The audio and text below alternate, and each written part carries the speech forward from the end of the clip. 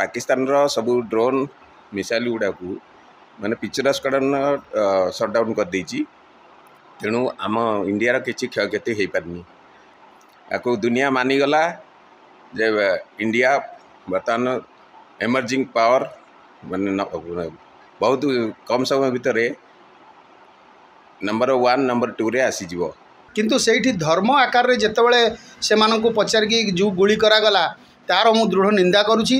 पुनर्बार सेमिति करिवे कारण पाकिस्तान को केबे हेले भरोसा नाही।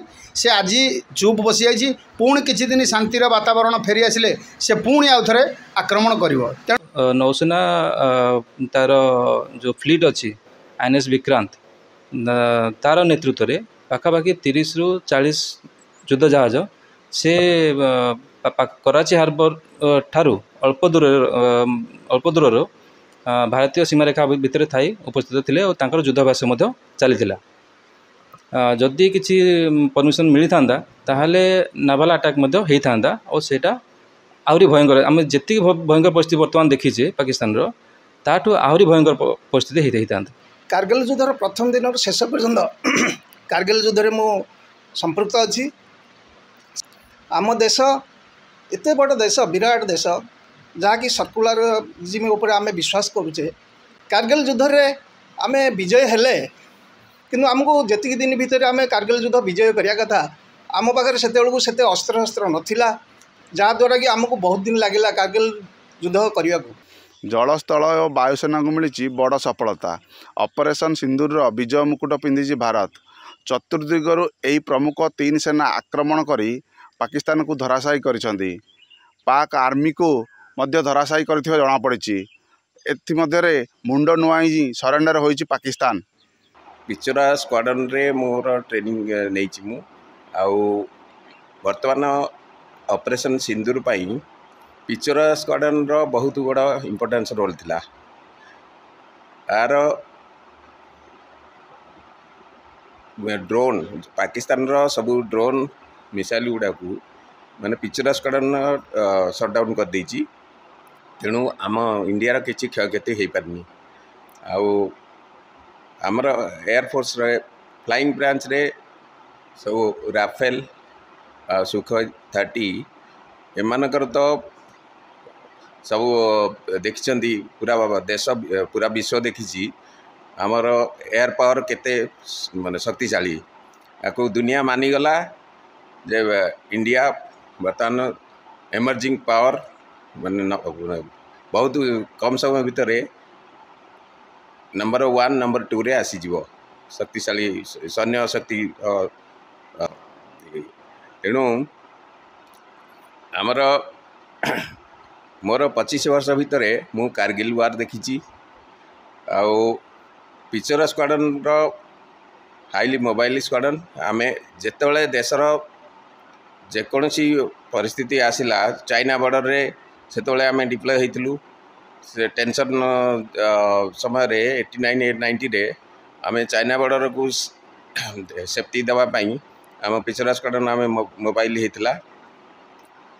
तापरे मु N32 भी ट्रेंड अच्छी ट्रांसपोर्ट स्क्वाड्रन। तेणु मोर 25 वर्ष सर्विस भितर मु बहुत प्रकार रोल रे काम करिछि।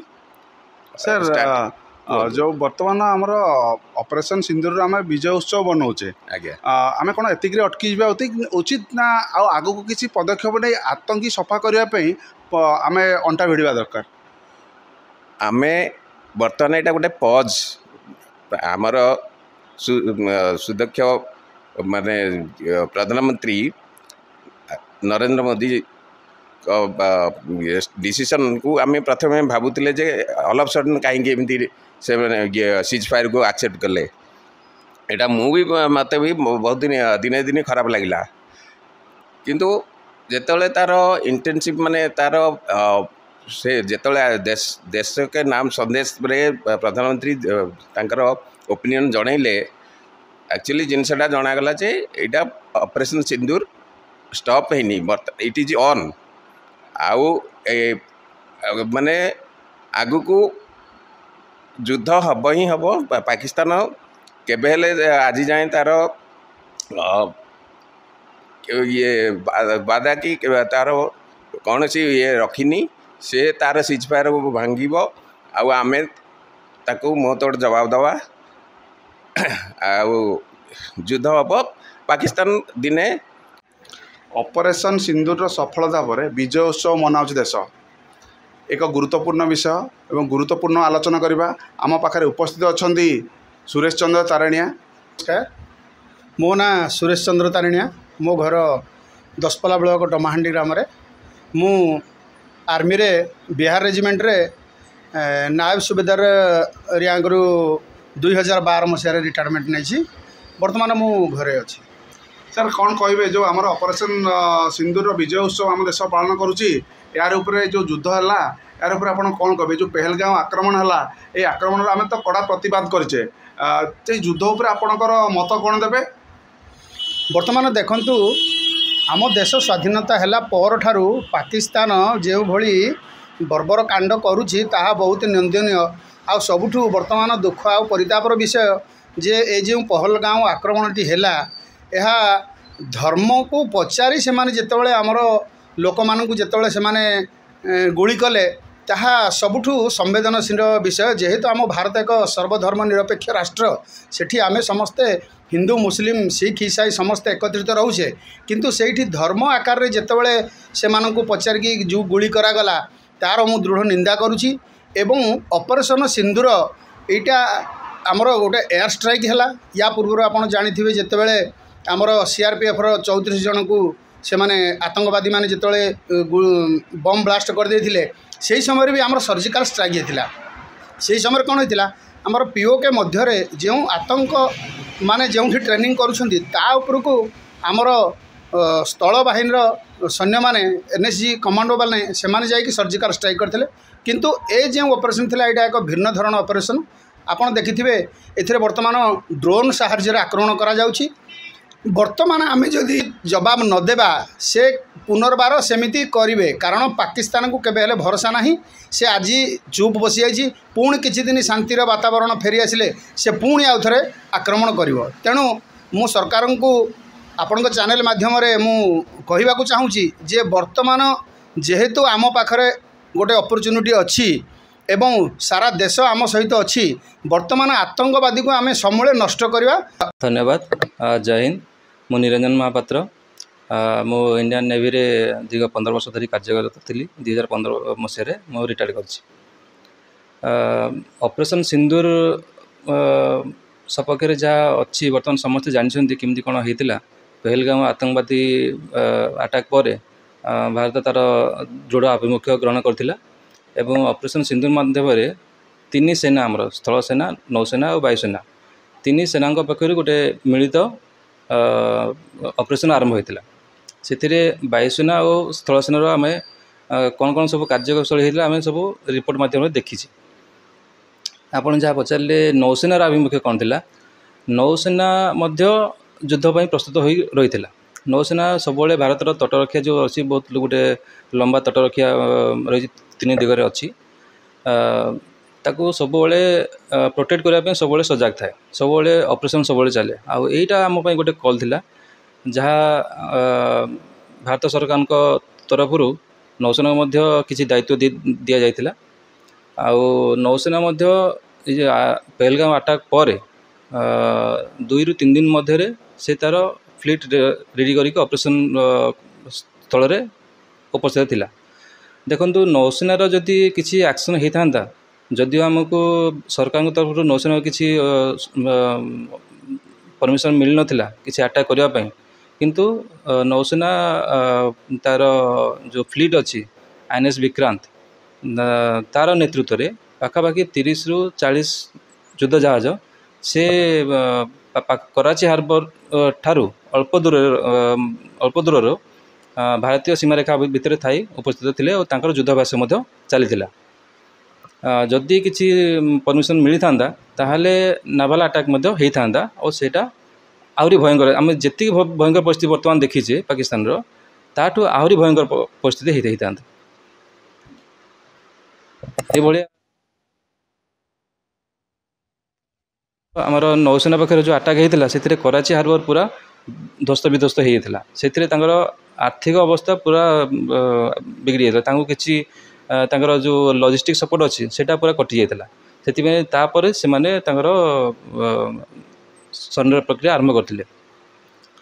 ଏଥର ମଧ୍ୟ ସେଇ ଅବସ୍ଥା ହେଇଥାନ୍ତା ଯଦିଓ ସେ ପାକିସ୍ତାନ ନେଭିର ମଧ୍ୟ ଯୁଦ୍ଧ ଜାହାଜମାନେ ଥିଲେ, କିନ୍ତୁ ତାଙ୍କୁ ଭାରତୀୟ ନୌସେନା ତାଙ୍କ ସୀମା ଭିତରେ ତାଙ୍କୁ ରେଷ୍ଟ୍ରିକ୍ସନ୍ କରିଦେଇଥିଲା ଆଉ ସେମାନଙ୍କୁ ଆଗକୁ ବଢ଼ିବା ପାଇଁ ଦେଇନଥିଲା।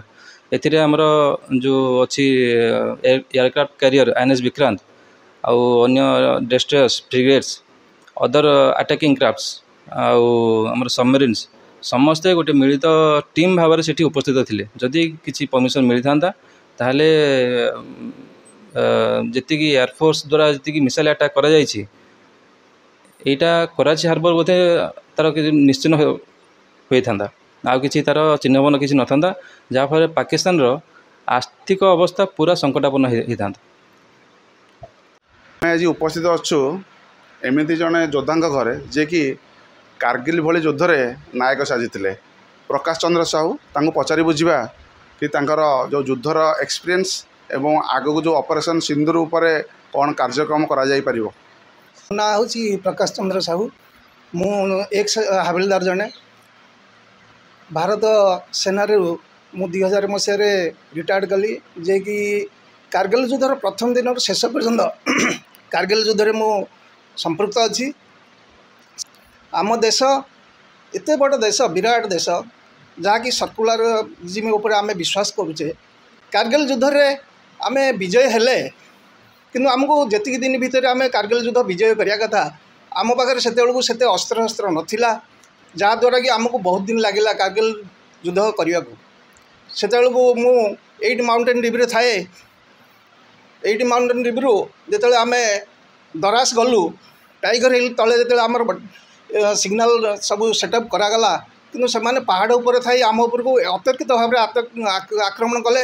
ଆମର ବି ବହୁତ ସିଗ୍ନାଲର ଲୋକ ବି ସେଠି ଶହୀଦ ହୋଇଗଲେ। ତାପରେ ଇନଫେଣ୍ଟ୍ରିରେ ବି ବହୁତ ଲୋକ ଶହୀଦ ହୋଇଗଲେ, ଯାହାଫଳରେ କି ପଛରେ ଆମ ଚେତାବନୀ ଆସିବା ପରେ ଆମେ ତାଙ୍କ ସହିତ ଏଠୁ ବଳ ଲଗେଇ ସେମାନଙ୍କୁ ପରାସ୍ତ କରି ତାକୁ ଆମେ ବିଜୟ ଲାଭ କରୁ। ତାକୁ ଆମେ ଅପରେସନ୍ ବିଜୟ କହୁ, ଯାହାକି ମେରେ ଆରମ୍ଭ ହେଲା ଏବଂ ଜୁଲାଇ ପର୍ଯ୍ୟନ୍ତ ଚାଲିଗଲା।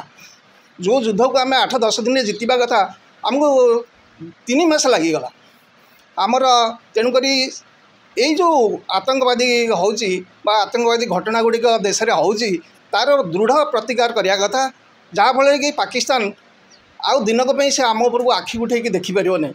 ଆମେ ତା ପାଇଁ ବାରମ୍ବାର ଯୁଦ୍ଧ କରୁଛେ। 71ରେ ଯୁଦ୍ଧ କଲେ, ଫେର ବି ଅନ୍ୟ ଯୁଦ୍ଧ ଗୋଟେ ହେଉଛି, ସିଏ ଆମ ଉପରେ ଆଟାକ୍ କରି ଚାଲୁଛି। ତାକୁ ଗୋଟେ ଥର ତା ମୁଣ୍ଡଟାକୁ ମୋଡ଼ି ଦେବାକୁ ପଡ଼ିବ। ତାପରେ ଆମେ ଆମ ଦେଶକୁ ଆମେ ଆତଙ୍କବାଦୀ ବିରୋଧରୁ ଆମେ ଶାନ୍ତିରେ ରକ୍ଷା କରିପାରିବା। ଅନ୍ୟ ଗୋଟେ ଦେଶ ସାଥିରେ ଯେତେବେଳେ ଲଢ଼ିବା, ସମସ୍ତେ ଏକଜୁଟ ହୋଇ ଲଢ଼ିବା କଥା। ତେଣୁକରି ଆମେ ଏଇ ବୀରତ୍ୱକୁ, ଏଇଟା ସମସ୍ତଙ୍କର ବୀରତ୍ୱ ବୋଲି ମନେ କରିବାକୁ ପଡ଼ିବ। ଭାରତର ଯେତେ ନାଗରିକ ଅଛନ୍ତି ସିଏ ଅଲଗା କେମିତି ହେବେ? ଯଦି ଗୋଟେ ଯୁଦ୍ଧ ଆରମ୍ଭ ହୋଇଯାଉଛି, ସେହି ସମୟରେ ସମସ୍ତେ ଏକତ୍ରିତ ରହିବା କଥା। ଆମେ ତେଣୁକରି ଲୋକମାନଙ୍କୁ ଏବଂ ଯେଉଁ ଆମର ରାଜନୈତିକ ନେତା ଅଛନ୍ତି ବା ଯେଉଁମାନେ ଦାୟିତ୍ୱରେ ରହୁଛନ୍ତି, ଅଧିକାରୀମାନେ ଅଛନ୍ତି, ସେମାନେ ସମସ୍ତେ ସଚେତନ ରହିଲେ ଆମ ଆର୍ମି ଆଗକୁ ବଢ଼ିପାରିବ। ତମେ ଆମକୁ ଧର୍ମ ପଚାରିକି ମାରିଛ, ଆମେ ତମ ଘରେ ପଶି ହତ୍ୟା କଲୁ। ଓଡ଼ିଆ ଗୌରବ ଆଉ ବୀରତ୍ୱର କଥା ପଛଘୁଞ୍ଚା ଦେବୁ ନାହିଁ ବୀରର ଜାତକେ। ଯଦି ଏତିକିରେ ନ ସୁଧିବ ତାହେଲେ ଆଗକୁ ଇଟାର ଜବାବ ପଥରରେ ମିଳିବ। ନୟାଗଡ଼ ଜିଲ୍ଲାରୁ ରଶ୍ମିରଞ୍ଜନ ପରିଡ଼ା, ପ୍ରତିଦିନ TV।